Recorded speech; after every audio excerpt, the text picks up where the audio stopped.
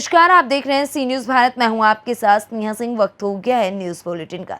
इस बुलेटिन में हम जानेंगे कहां आज़ादी के अमृत महोत्सव के अंतर्गत कस्टमर आउटरीच कैंप का हुआ आयोजन, कहां लोक निर्माण विभाग की लापरवाही बनी श्रद्धालुओं के लिए मुसीबत, और साथ ही जानेंगे कि कहां विश्व हिंदू महासंघ गौरक्षा समिति के प्रदेश अध्यक्ष का हुआ भव्य स्वागत। ऐसी तमाम खबरों पर विस्तार से करेंगे चर्चा, तो चलिए शुरू करते हैं खबरों का सिलसिला। उत्तर प्रदेश के बांदा जनपद में बीती रात जिलाधिकारी व पुलिस अधीक्षक के द्वारा मासिक चेकिंग के तहत जनपद के मंडल कारागार का निरीक्षण किया गया। निरीक्षण के दौरान जिलाधिकारी व पुलिस अधीक्षक को मंडल कारागार के गेट के अंदर जाने के लिए गेट पर काफी देर तक इंतजार करना पड़ा, जिस पर आक्रोशित होकर जिलाधिकारी के द्वारा जेल के डिप्टी जेलर व 4 बंदी रक्षकों पर कार्यवाही करते हुए शासन को प्रपत्र भेजा गया, जिस पर 4 बंदी रक्षकों सहित डिप्टी जेलर को निलंबित कर दिया गया। लेकिन इसके बाद कुछ अटकलें भी लगाई जा रही थी कि जब जिलाधिकारी व पुलिस अधीक्षक के द्वारा जेल के अंदर निरीक्षण किया गया तो जेल में बंद मुख्तार अंसारी के बैरक में कुछ बाहरी सामग्री व खाद्य पदार्थ उपलब्ध होने की बात कही जा रही थी। उसी के तहत कहा जा रहा था कि बांदा जेल के डिप्टी जेलर व 4 बंदी रक्षकों को निलंबित किया गया। लेकिन शासन के आदेश पर जांच करने आए लखनऊ से डीआईजी जेल में जेल का निरीक्षण किया और जेल के निरीक्षण के बाद मीडिया से वार्ता करते हुए बताया कि जिस तरह से मुख्तार अंसारी के बैरक में पाई गई सामग्री, अन्य चीजें पाई गई हैं, उसी तरीके से ये कार्यवाही की जा रही है। वहीं लगातार कार्यवाही करने की उन्होंने बात कही है। आज आपका दौरा किसको लेकर था? नहीं, मैं सामान्य निरीक्षण था मेरा जी। आज का वो जो डीएम साहब ने और एसपी साहब ने कल परसों निरीक्षण किया था, उसमें एक डिप्टी जेलर और 4 सिपाही को निलंबित कर दिया गया।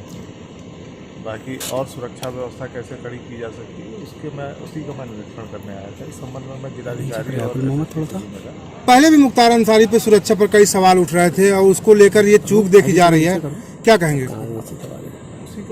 उसी का सुधार करने के लिए मैं आया था और उसी में उनको बाकी लोगों को निर्देश दिए गए हैं और जो भी दोषी पाए जाएंगे उनके खिलाफ कार्रवाई की जाएगी। आप द्वारा इंस्ट्रक्शन भी तो दिए जा रहे थे जेल प्रशासन को, फिर भी नहीं सुधर रहे, तो फिर नहीं सुधार है, ऐसा नहीं है कि सुधार नहीं है। इस समय क्या कहते हैं, थोड़ा बाकी तलाशी में इसीलिए कोई सामान नहीं मिला उनको, जिलाधिकारी महोदय को। अगर सुधार नहीं होता तो तलाशी में कुछ सामान मिलता। लापरवाही उनकी जो है इस बात की थी कि वो जिलाधिकारी महोदय का थोड़ा सा वहाँ पे रुकना पड़ा, समय लगा उनको। तो क्या जो मुख्तार अंसारी पास कुछ आपत्तिजनक चीज़ें भी पाई गई थी क्या? नहीं, कोई सामान नहीं पाया। डिप्टी जेलर पर किस तरह के आरोप लगे हैं सहयोग करने के? यही कि मतलब उनको जिलाधिकारी महोदय को और एसपी साहब को जो है वहाँ पे रुकना पड़ा, गेट खुलने में टाइम लगा। क्या आगे और भी सस्पेंशन हो सकते हैं जेल कर्मचारियों के? नहीं, अभी ऐसा कुछ नहीं। ठीक। बांदा से सी न्यूज़ संवाददाता कुलदीप त्रिपाठी की रिपोर्ट। खबर उत्तर प्रदेश के जनपद बांदा से है, जहां पर विश्व हिंदू महासंघ गौरक्षा समिति के प्रदेश अध्यक्ष चौधरी योगेंद्र सिंह का आगमन हुआ, जिसके अंतर्गत बांदा गौरक्षा समिति के समस्त पदाधिकारियों ने उनका भव्य रूप से स्वागत किया। इस मौके पर योगेंद्र सिंह के साथ प्रदेश के वरिष्ठ उपाध्यक्ष मनोज प्रजापति, मातृशक्ति प्रकोष्ठ प्रदेश मंत्री ज्योति करवारिया भी मुख्य रूप से उपस्थित रहे। बताते चलें कि इस अवसर पर स्वराज कॉलोनी स्थित बासु होटल में कार्यक्रम का आयोजन किया गया, जिसमें विश्व हिंदू महासंघ के अन्य प्रकोष्ठों के पदाधिकारियों ने भी उनका अभिवादन एवं स्वागत किया। इस मौके पर गौरक्षा समिति के पदाधिकारियों ने गौरक्षा समिति के प्रदेश अध्यक्ष को गौ माता की एक तस्वीर भेंट स्वरूप प्रदान की एवं फूल मालाओं से भव्य रूप से स्वागत किया गया। कार्यक्रम में उपस्थित अतिथिगण ने गौरक्षा समिति बांदा के पदाधिकारियों से लगातार चर्चा भी की। बांदा से सी न्यूज़ संवाददाता कुलदीप त्रिपाठी की रिपोर्ट। आजादी के अमृत महोत्सव के अंतर्गत नगर के हीरा रिजॉर्ट में कस्टमर आउटरीच कैंप का आयोजन किया गया, जिसके मुख्य अतिथि फिरोजाबाद सांसद डॉक्टर चंद्र सेन जादव ने कार्यक्रम का शुभारंभ किया। 100 दिवसीय कार्यक्रम के अंतर्गत 7,441 लाभार्थियों को 215 करोड़ के ऋण स्वीकृति बैंक की विभिन्न योजनाओं में की गई। इस कैंप में लगभग 510 लाभार्थियों को स्वीकृति पत्र सांसद द्वारा वितरण किया गया। सांसद फैजाबाद ने कहा कि प्रधानमंत्री नरेंद्र मोदी एवं मुख्यमंत्री उत्तर प्रदेश के नेतृत्व में देश प्रगति की ओर अग्रसर है। जून के महीने में 300 करोड़ रुपए का लक्ष्य प्राप्त करना है। वहीं प्रदोष पुंडीर, सहायक महाप्रबंधक अग्रणी बैंक ने बताया कि इकोनॉमिक वीक WEF आयोजन भी जनपद की सभी बैंक शाखाओं द्वारा किया जा रहा है, जिसके प्रत्येक दिन FLC कैंप आयोजित करेंगे।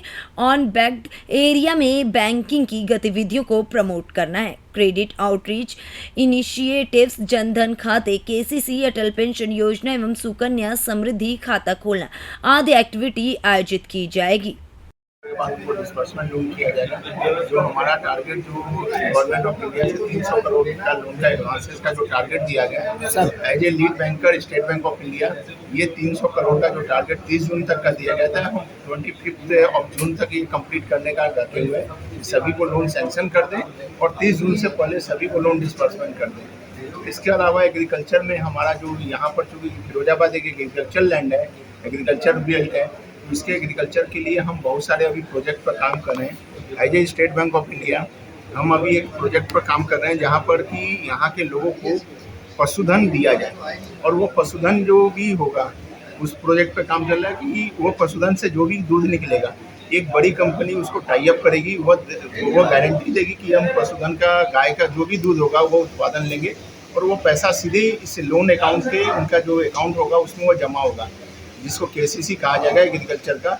वहाँ से वो जितनी ज़रूरत होगी वहाँ से विड्रॉ करेंगे। अच्छा, कितनी लंबी ये प्रोसेस है? ये 500 अभी जो हमारा टारगेट है कि 500 पशुधन लोगों को ऋण के रूप में दिया जाए, जिससे कि कम से कम 500 घरों के अंदर, और ये जो दिया जाएगा ये उन लोगों के लिए जिनके पास एग्रीकल्चर लैंड नहीं है, उन लोगों के लिए 500 गायों का व्यवसाय पशुधन देने का हमारा टारगेट है। कंपनी से बात चल रही है, लोगों के साथ टाई अप किया जा रहा है, कंपनी भी लगी हुई है गाँव में। तो अगर ये जिस दिन सक्सेस हो जाएगा, हो सकता है कि ये इसी मंथ इम्प्लीमेंट किया जाए। उस प्रोजेक्ट पर हम काम कर रहे हैं। आज कितने कुल लाभार्थी? आज हमारे पास यहाँ पर करीब 100 लाभार्थियों को बुलाया गया था। उसमें से उपस्थिति कुछ कम रही, लेकिन सभी को सैंक्शन लेटर दिए गए थे। और ये प्रोग्राम ये तो शुरुआत हुआ है, यहाँ पर सांसद महोदय जी आकर उन्होंने सैंक्शन लेटर दिए। इसके बाद धीरे धीरे ये सभी गाँवों में जाकर ये सैंक्शन लेटर दिया जाएगा और ब्रांचेज को बोला जाएगा कि इसको सैंक्शन करके एक्चुअल डिस्बर्समेंट करके ये सभी को लाभार्थियों को लाभ पहुँचाए। फिरोजाबाद से सी न्यूज संवाददाता निर्विकार उपाध्याय की रिपोर्ट।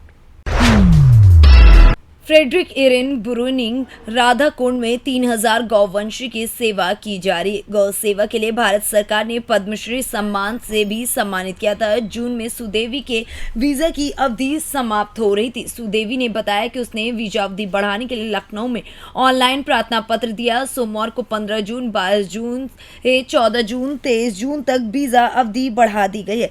इसके लिए उन्होंने भारत सरकार का आभार जताया। उनकी गौशाला में करीब 3000 गौवंश है। क्या नाम है आपका? रोहन। जैसा कि यहाँ पे राधाकुंड में स्वदेशी दासी है जो गायों की सेवा करती हैं, उनकी यहाँ वीज़ा समाप्त हो गया था, भारत सरकार ने फिर वीज़ा बढ़ा दिया है, क्या कहेंगे इससे? पिछले साल जो है उनका वीज़ा समाप्त हो गया था।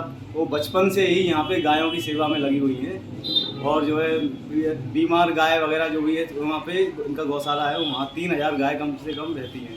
उनकी सेवा में लगातार सेवा करती रहती हैं। पिछले साल वीज़ा समाप्त हो गया था, लेकिन सरकार ने उनका फिर से एक बार रिन्यूअल कर दिया था 1 साल के लिए। 1 साल के लिए। अब की बार फिर 15 तारीख को ख़त्म हो गया था, लेकिन फिर दोबारा से उन्होंने लखनऊ जाकर के योगी जी को वीज़ा के माध्यम से बताया था, तो उन्होंने 1 साल के लिए फिर से रिन्यूअल कर दिया। देखा जा रहा है कि सुदेवी दासी है जो गौशाला है उनकी राधाकुंड में विदेशी है, इनको बताया जा रहा है कि वीज़ा बढ़ा है, क्या कोई डेट मिली है इनको, क्या कुछ कहना चाहोगे उसको? सुदेवी दासी जो कि विदेशी फॉरनर है और यहाँ बचपन से रह रही है, गाय माताओं की सेवा कर रही है राधाकुंड में। असहाय गाय हों और जैसी भी बीमार गाय हों, उनकी करीब 3000 गाय उनकी गौशाला में है इस समय पे, और हमेशा वो ब्रज में रहकर गौशाला में ही अब तक रही हैं। उनकी पिछले साल भी उनका वीज़ा ख़त्म हुआ था, तब भी भारत सरकार ने उसका वीज़ा बढ़ाया। अभी हाल ही में 15 तारीख को उनका वीज़ा समाप्त हो गया था। इसके बाद उन्होंने लखनऊ में एक तहरीर दी और उस ऑनलाइन तहरीर के बाद फिर उनकी 1 साल और भारत सरकार ने वीज़ा बढ़ा दिया है। बता दें कि स्वदेशी दासी जो कि यहाँ गायों की सेवा करती हैं, उनको भारत सरकार द्वारा गायों की सेवा करने के लिए पद्मश्री पुरस्कार से भी सम्मानित किया गया है। हमेशा वो गायों की सेवा में रहते हैं। मेरा नाम रामकिशन शर्मा। समय जैसा कि यहाँ पे राधा कुंड में स्वदेशी दासी है, इनकी वीजा समाप्त हो गया था, उसके बारे में आपका क्या कहना है? ये गऊओं की बहुत सेवा करती हैं, जो गऊ बीमार हैं, अपंग हैं, उनकी सेवा करती हैं, इसलिए सरकार ने इनका वीज़ा बढ़ा दिया है। तो हम तो यही चाहेंगे कि सरकार इनका वीज़ा परमानेंट बढ़ा दे, इसलिए सरकार का बहुत बहुत धन्यवाद करते हैं। मथुरा से सी न्यूज़ संवाददाता अजय ठाकुर की रिपोर्ट। लोक निर्माण विभाग की लापरवाही की वजह से बाहरी श्रद्धालुओं के लिए बड़ी समस्याएं सामने आ रही हैं। मामला गोवर्धन क्षेत्र के अंतर्गत नीम नाम रेलवे स्टेशन के पास का है, जहां लोक निर्माण विभाग द्वारा लगाए गए बोर्ड पर दिशा निर्देश गलत दर्जित कर देने के कारण यात्रियों को काफी परेशानी का सामना करना पड़ रहा है। पूरा मामला बताते चलें कि वहां लगे हुए बोर्ड पर वृंदावन 27 किलोमीटर दर्शा रखा गया है, मगर उसका एरो विपरीत दिशा में, जिसके कारण बाहर से आने वाले यात्रियों को बड़ी समस्याओं का सामना करना पड़ता है। विभाग की यह लापरवाही जाने कितने श्रद्धालुओं पर भारी पड़ चुकी है, लेकिन अभी तक प्रशासन की इस ओर कोई भी ध्यान नहीं दिया गया है। यहां से विभाग के बड़े अधिकारी कई बार निकलते हैं, लेकिन आज तक किसी भी आला अधिकारी ने इस ओर कोई ध्यान नहीं दिया। अब देखना यह है कि क्या प्रशासन के आला अधिकारी इस ओर कोई ध्यान देते हैं या फिर बाहर से आने वाले श्रद्धालुओं को यूं ही परेशानी का सामना करना पड़ेगा। क्या नाम है बेटा आपका? कहाँ का रहने वाले हो? मंडोरा। अच्छा, यहाँ पे जो बोर्ड पे वृंदावन किधर की साइड है, पहले बताइए। वृंदावन लिख रहा है, इधर की साइड है इधर की साइड। तो इसकी वजह से तो यात्री परेशान हो जाते होंगे। बिल्कुल, बहुत परेशान हो जाते हैं। इधर चला जाता है, इधर बोलता है, इधर है वृंदावन। गोवर्धन से सी न्यूज़ संवाददाता विष्णु शर्मा की रिपोर्ट। डबरा से इस वक्त की बड़ी खबर सामने आ रही है, जहां सिरोही रोड पर बने गेहूं क्लिनिक प्लांट में भीषण आग लगे। प्लांट में रखा गेहूं जलकर राख हो गया। मोहनलाल एंड रमेश चंद के नाम से है प्लांट। पास में ही बना इंडियन गैस गोदाम वहीं बड़ा हादसा होने से टला। गौरतलब तो यह है कि गुरुद्वारे के सभी सदस्य एवं फायर ब्रिगेड की मदद से आग पर काबू पाया गया। आग लगने का कारण अभी तक स्पष्ट नहीं हो पाया है। डबरा से सी न्यूज़ संवाददाता ओम बाबू प्रजापति की रिपोर्ट। नगर पालिका से निर्दलीय प्रत्याशी के रूप में चुनाव लड़ रही एकमात्र महिला उम्मीदवार किरण मेहदी रत्ता ने बावल के विकास को प्राथमिकता देते हुए उनके पक्ष में वोट करने की अपील की। उन्होंने जनता से अपील करते हुए कहा कि यदि जनता उन्हें अपना प्यार और समर्थन देकर बावल नगर पालिका प्रधान बनाती है तो वो क्षेत्र की जनता की उम्मीदों पर खरा उतरते हुए उनको विकास का एक नया मॉडल बनाकर देंगी। शहर की हर समस्या जैसे साफ सफाई, सुरक्षा, अतिक्रमण आदि समस्याओं से छुटकारा दिला देंगी। उन्होंने कहा बावल शहर का विकास करके विकास के मामले में वो उसे नंबर 1 बनाने का कार्य करेंगी। चुनाव निशान मिल गए हैं, सबसे पहले तो आप ये बताइए आपका चुनाव निशान क्या है? सबसे पहले तो मैं आपके चैनल का धन्यवाद करूँगा जो आप आए और निशान मिला मेरे को इससे प्रधान जी मुझे तीसरे नंबर का घटना है और किरण मेहंदी रत्ता चुनाव लड़े मेरे तरफ। प्रधान जी किन किन मुद्दों को लेकर आप चुनाव में आगे बढ़े? देखो जी, मुद्दे तो काफ़ी हैं। पहला मुद्दा तो हमारा ये रहेगा कि कुछ मेरे भाई खेतों में रहते हैं, लगभग आधा किलोमीटर दूर है वहाँ शहर की बिजली नहीं है। शहर की बिजली पहुँचाने का पूरा प्रयास है। और दूसरा मुद्दा ये रहेगा कि 30 साल से पानी का मुद्दा चला है। पानी के मुद्दे पर कोई हल नहीं निकला अभी तक। काफ़ी चेयरमैन आए और काफ़ी गए, तो इसका पानी का कहीं ना कहीं निकासी का मुद्दा निकाला। थोड़ी सी बरसात आने के बाद रसिया व सड़क पर पानी भर जाए। और तीसरा मुद्दा बेरोजगारी का रहेगा। देखो, बेरोजगारी काफ़ी है। बेरोजगारी के लिए हमने पहले भी प्रयास किए और अब भी पूरा प्रयास करेंगे बेरोजगारी को ख़त्म करना।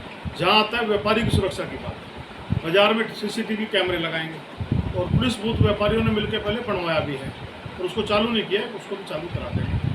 और रही महिला की सुरक्षा की बात, हर वार्ड में CCTV कैमरे लगवाएंगे। महिला सुरक्षा के लिए और भी जो भी सुविधा होगी सरकार से मिलकर वो भी कराएंगे। प्रधान जी, शहर के सौंदर्यीकरण को लेकर भी चर्चा का विषय बना हुआ है। सौंदर्यीकरण पहले भी हमने प्रयास किया, सौंदर्यीकरण करेंगे। और बाकी मैं बता चुका सारी समस्या जो शहर की है आपको मैंने बताई है। तो जनता से कोई अपील? जनता से अपील है 19 तारीख को AC का बटन दबाकर और किरण मेहंदी रत्ता को विजय बनाए। मैं 36 बरादरी से निवेदन करता हूँ। और मैं लोगों की उम्मीदों पे खरा उतरूंगा। ऐसा नहीं कोई व्यक्ति ये नहीं कहेगा कि शहर का नकली चेयरमैन बन गया, ये मैं जनता को विश्वास दिलाता हूँ। मैम आप भी अपील करेंगे वो जनता से? अपील यही है कि एसी का बटन दबाएं, हमें विजयी बनाएं, मौका दें एक बार आने का आगे हमें, और पूरा विकास का प्रयोग रहेगा। विकास तो करवाना ही आगे आगे। CCTV कैमरे हैं, सीवर है, बिजली है, पानी है, जो भी समस्या होगी लोगों की सुनेंगे। 24 घंटे दरबार खुला है हमारा, जब भी खुला है पूरा सहयोग। महिलाओं का सम्मान स्पेशल होगा। हरियाणा से सी न्यूज संवाददाता चैन सिंह की रिपोर्ट। चिरकुंडा नगर परिषद क्षेत्र में इन दिनों जगह जगह गंदगी का अंबार लगा हुआ है और गंदगी को एकत्रित करने के लिए नए कूड़ेदान भी कई महीनों से नगर परिषद की छत पर कचरे की तरह ढेर लगाए हुए पड़े। इस नए कूड़ेदान में धूल और जल जमाव होने के कारण छोटे छोटे कीड़े भी उत्पन्न हो गए, जिससे आने वाली बारिश जैसे दिनों में डेंगू समेत अन्य महामारी बीमारियां फैलने से कोई रोक नहीं सकता। वहीं नगर परिषद ऑफिस के बाहर में ट्रेन जैसे डिब्बे को बनाकर स्वच्छता चिरकुंडा एक्सप्रेस का नाम दिया गया। ठीक उसके विपरीत ये पैसेंजर ट्रेन की भी तरह साफ सफाई वाले नगर परिषद नहीं है। चिरकुंडा क्षेत्र में साफ सफाई सिर्फ कागज और कलम पर ही रह जाती है। जमीनी स्तर पर बहुत कम ही दिनों में साफ सफाई की जाती है। वहीं नगर में जगह जगह मॉडल शौचालय की भी स्थिति बद से बदतर हो गई। परिषद क्षेत्र में अरबों की लागत से बनाए गए कई तरह के भवन, शौचालय और पार्क जैसे स्थानों को साफ सफाई और मरम्मत के नाम पर देखरेख भी नहीं की जाती है। इसका डिस्ट्रीब्यूशन कुछ हो रहा है और आज भी हमने सिटी मैनेजर को कहा है कि इसको जल्द से जल्द उसको लगाए, और उसका जो सप्लायर है उसको भी हमने कहा है कि उनको लगाना था कई जगह पर, उन्होंने नहीं लगाया है। कड़ी हिदायत दी है, नहीं लगाएंगे तो फिर हम लोग एक सप्ताह के बाद कार्रवाई करेंगे उस पर। नाली की सफाई अभी हमारा सतत चल रहा है, लगातार एक अभियान के रूप में चल रहा है। ये राज्य से भी इस तरह का निर्देश प्राप्त था कि नाली की सफाई कर दिया जाए, और उसको लेकर के हमारे सुपरवाइजर और नीचे के स्टाफ इस पर कार्य कर रहे हैं। और बरसात के पूर्व करना जरूरी है, अन्यथा फिर हमें परेशानी हो सकती है। कोशिश करेंगे हम लोग अच्छा से पहले करेंगे।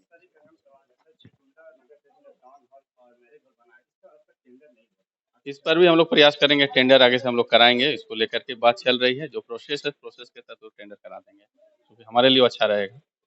झारखंड से सी न्यूज संवाददाता आजाद अंसारी की रिपोर्ट। खासरो तहसील ग्राम पंचायत मीड़ा व चंदवासला में हुए भारी भ्रष्टाचार को लेकर कई तरह की खबरें सामने आई हैं। वहीं खबर को सी न्यूज भारत ने प्रमुखता से चलाया, जिसके बाद अब खबर का असर देखने को मिला और जिला जनपद ने इस पर एक जांच दल का गठन कर दिया और 3 सदस्य की टीम के सदस्य इस मामले की जांच करेंगे और उसकी रिपोर्ट जनपद को सौंपेंगे, जिसकी जानकारी सी न्यूज भारत की टीम को जनपद CEO जिम्मी बहेती ने दी। जिम्मी बहेती ने कहा कि जांच दल को सख्त दिशा निर्देश दिया गया और जो दोषी पाए जाएंगे उनके खिलाफ कार्रवाई की जाएगी, रिकवरी भी की जाएगी। ग्राम पंचायत मीन और एक ग्राम पंचायत अमला चंदवासला का एक मैटर था मैडम, जो है भ्रष्टाचार के आरोप लगे थे। जिस मैटर पर जनपद कार्य ने क्या कार्रवाई की है इसमें? ग्राम पंचायत चंदवासला के संबंध में संयुक्त रूप से जांच दल गठित किया है, जिसमें सहायक यंत्री, उपयंत्री, क्लस्टर प्रभारी, शाखा प्रभारी, स्वच्छ भारत मिशन एंड शाखा प्रभारी PMAY प्रधानमंत्री आवास योजना सबका संयुक्त रूप से जांच दल गठित किया हुआ है, क्योंकि उसमें विभिन्न बिंदु हैं और उनको समय सीमा दी गई है जांच प्रतिवेदन के लिए। हाँ मैडम, कितने लोगों की जांच टीम गठित हुई है? 5 लोग हैं इसमें। तो मैडम कब तक ये जांच कंप्लीट हो जाएगी इसमें? अभी चूँकि इलेक्शन का कार्य प्रगतिरत है, तो फिर भी मैं अपेक्षा कर रही हूँ कि आगामी 10 दिनों में हम इनसे जांच प्रतिवेदन प्राप्त कर लें। जैसे मैडम अगर ग्राम पंचायत में अभी चुनाव होने वाले हैं, चुनाव में भी क्या है, जैसे आप सरपंचों का चुनाव भी हो जाएगा, उसमें वो ये हो जाएगी, तो अगर ये सरपंच हट जाते हैं, कुछ जैसे सरपंचों के ऊपर आरोप लग रहे हैं, कुछ सचिवों के ऊपर आरोप लग रहे हैं, तो अगर ये सरपंच हट जाते हैं तो ये उनके ऊपर फिर भी कार्रवाई होगी? निश्चित रूप से हम इसका जांच में अगर कुछ पाया जाता है, अनियमितता कुछ इनके द्वारा की गई है और जांच प्रतिवेदन हमें जांच दल द्वारा प्राप्त होता है, तो हम नियमानुसार इनका कार्रवाई का प्रस्ताव वरिष्ठ कार्यालय भेजेंगे, वहाँ से नियमानुसार इन पे कार्रवाई होगी। मैडम, ऐसे मेन गांव में ऐसे कई ग्रामीण लोगों ने सरपंच के ऊपर आरोप लगाए हैं कि जो विधायक द्वारा उनको जो पानी की टंकियां दी गई थी, ग्रामीणों का यह कहना था उसमें कि सरपंच द्वारा वो पानी की टंकियां बेच दी गई है। मैडम, तो इसके ऊपर क्या कुछ कर रहे हैं? मेन की बात कर रहा हूँ। मेन का भी हमने संबंधित उपयंत्री और सहायक यंत्री को जाँच दी है। जाँच प्रतिवेदन आने के बाद ही मैं कह पाऊँगी कुछ।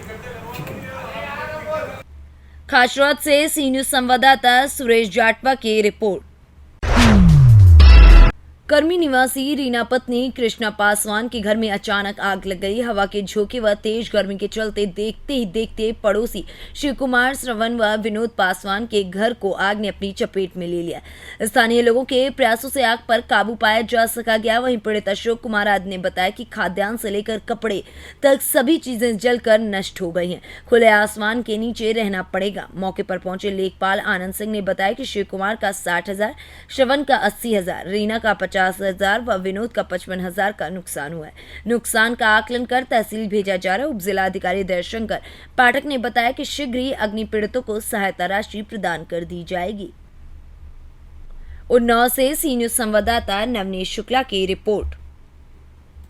फिलहाल इस न्यूज बुलेटिन में बस इतना ही। देश दुनिया की ऐसी तमाम खबरों को देखने के लिए बने रहें सी न्यूज भारत के साथ।